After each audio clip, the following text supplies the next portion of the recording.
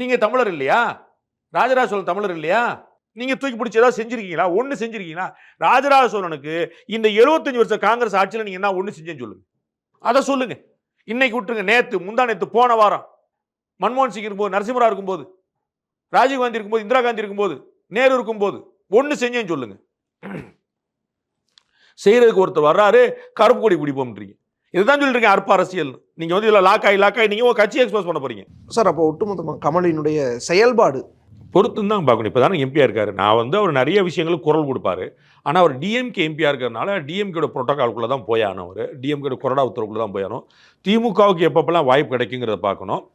அதில் இவருக்கு எப்போ வாய்ப்பு கிடைக்குன்னு பார்க்கணும். ஏன்னா கவிஞர் சல்மாவுக்கு கொடுப்பாங்க, திருச்சி சிவா கொடுப்பாங்க, வில்சன் கொடுப்பாங்க, சிவலிங்கத்துக்கு ஒரு தடவை கொடுக்கணும், இப்படி எல்லாருக்குமே கொடுப்பாங்க. ஸோ எல்லாத்தையும் கொடுத்துட மாட்டாங்க. அவங்க கட்சியிலேயே இருக்கிறவங்க பார்க்கணும்ல. அப்போ அந்த ரேண்டமாக தான் அந்த வாய்ப்பு ரொம்ப அரிதாக தான் வரும்.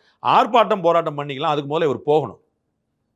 ஸோ அதெல்லாம் நீங்கள் எல்லா இடத்துலையும் கலந்துப்பாங்கன்னு எதிர்பார்க்க முடியாது. நீங்கள் லதா மங்கேஷ்கரோ இளையராஜாவோ இவங்களாம் வந்து நியமனம்ல சார். சரிங்க, அதாங்க நான் சொல்ல வருது. இந்த மாதிரி செலிபிரிட்டி எம்பிஸ் எல்லாமே போவாங்கன்னு சொல்லுவோம். டெண்டுல்கர் இவங்கெல்லாம் வந்து எல்லா இடத்துலையும் போவாங்கன்னு சொல்ல முடியாது.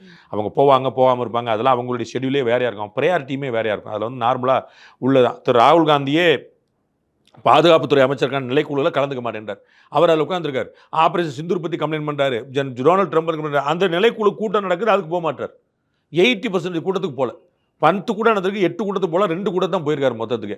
அவங்கெல்லாம் சொல்லுவாங்க, செய்ய மாட்டாங்க. அதனால் இவர் முதல்ல கலந்துக்கணும். அதுக்கப்புறம் இவங்க கட்சிக்கு சந்தர்ப்பம் கிடைக்கணும். அந்த கட்சியிலேருந்து இவருக்கு அலாட் பண்ணணும்.